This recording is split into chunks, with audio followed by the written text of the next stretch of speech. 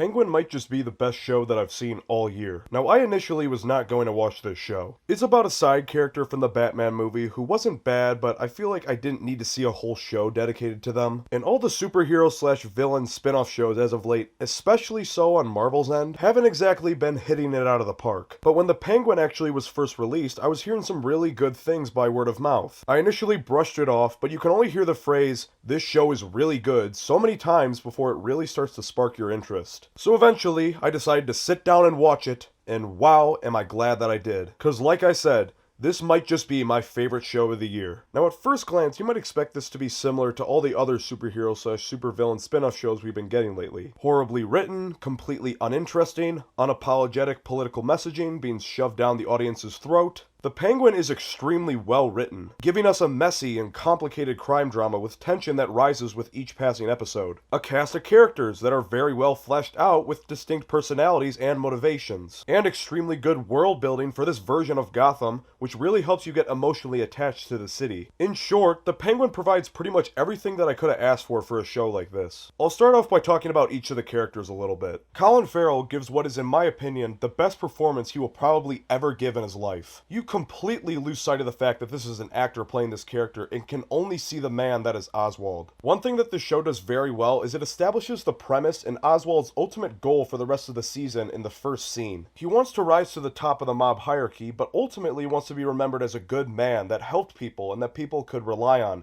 similar to the mafiosos that he remembers as a kid. But if he can actually do that while simultaneously being involved in all the dirty things that he's involved in, and the dirty deeds that he does will be the ultimate test for him. I love how we get to see just how smart of a man he is underneath his rough exterior. He seemingly finds ways to get out of any situation regardless of how severe they might be, and it's extremely entertaining to watch. But the best thing that this show does is it really dives deep into what makes Oswald Oswald. We come to understand why he believes the certain things that he believes. We come to know what his strengths are, what his weaknesses and shortcomings are, the way he deals with certain emotions, and how his past has ultimately shaped him into becoming what he is today. Kristen Milioti as Sophia I also thought was fantastic. She might actually be my favorite character in the whole show. Her rise to the top of her family through whatever means necessary was just so fun to watch. She's ruthless, but you can sympathize with her because you see what the forces of the world have done to her. Her character development is so compelling that you understand exactly why she is the way that she is. And at times I found myself almost rooting for her. I also can't tell you how refreshing it is to actually see good and believable writing for a female character in a modern superhero genre television show. She's scary and intimidating, yes, but she also doesn't lose that femininity to her. She actually feels like a woman. Thank God they don't just make her into a man, which is becoming more and more common these days because writers don't know how to actually write women. Sophia is a prime example of how good female characters can be in these types of stories when the writers don't try to push some woke and political bullshit through the character and actually make them believable. Victor is another character that really gives this show a lot of depth. Out of all the characters in the show, he's the one I actually related to the most just because we're similar in age. He comes from a good family, but every young man always thinks about what their life could be like if they went down a darker path in order to get rich. And that's exactly what happens to Victor. I found his character to actually be pretty funny at times because he so clearly does not fit into this life that he's now a part of, but he's trying his best. I also loved his character interactions with Oswald throughout the whole season. Victor lost his dad in the flood that devastated Gotham in the Batman movie, and Oswald kind of adopts him as a son. Oswald is pretty much the exact opposite of who his father was, so the whole element to that show I found really interesting for Victor's development throughout the season. He also serves as a tool for Oswald's development as a character throughout the season, but ultimately serves to remind us that in the end, Oswald is never going to change who he is on a fundamental level. The writing in the show is also really good. I don't want to go into too much detail because I don't want to spoil it too much for those who haven't seen the show, but I was really impressed. The constant back and forth tension between the characters, the mafia families, and how Oswald ultimately maneuvers his way to the top through the swamp that is Gotham City was extremely engaging. The story isn't too complicated, so it's pretty easy to follow along, but it doesn't really need to be because ultimately, this whole series is much more about the characters and how they change throughout the season based on the events that happen, more than the actual events themselves. And because of that, it turns what is on the surface surface a very simple and almost redundant crime family drama formula into a much deeper and multi-layered character study. Another one of the biggest strengths of this show is its world building for the city of Gotham. One of the most well-received things from the Batman movie was it actually got Gotham right. It didn't look way too goofy like some of those Batman movies from the 80s. It didn't look like it was just New York City as we see in the Nolan Batman trilogy. This felt like the most accurate version to the comics. And yes, you can tell that there are some heavy inspirations taken from New York, but it's a very hyper-stylized version to the point where it feels completely unique. And the Penguin expands upon this version of Gotham that the Batman first introduced to us. We get to see more of the different parts and boroughs of the city that all feel completely unique from each other. We get to see the way the different gangs of Gotham interact and how they play into the ultimate story. And it's this type of world building kind of stuff that really goes a long way. If you make a character out of the setting itself, then that ultimately makes the audience more interested in the characters within the character. And this is something that a lot of modern writers, it seems, don't seem to grasp the importance of. But I'm glad that the writers of this show did. All in all, if you're on the fence about whether to watch The Penguin or not, I couldn't recommend it any stronger than I already have. It is a fantastic continuation of the world and story that the Batman first established, and is in my opinion better than that film in almost every single way. If you're a fan of crime dramas, if you're a fan of superhero stuff,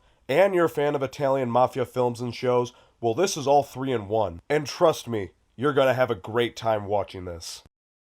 Well, that's gonna do it for this video, guys. If you like the video and want to see more like it, make sure to leave a like and hit that subscribe button. It helps out the channel a lot. If you guys have any thoughts of your own about the Penguin, then please, write a comment down below, because I'd be interested to hear them. But anyways, that's all I got for today.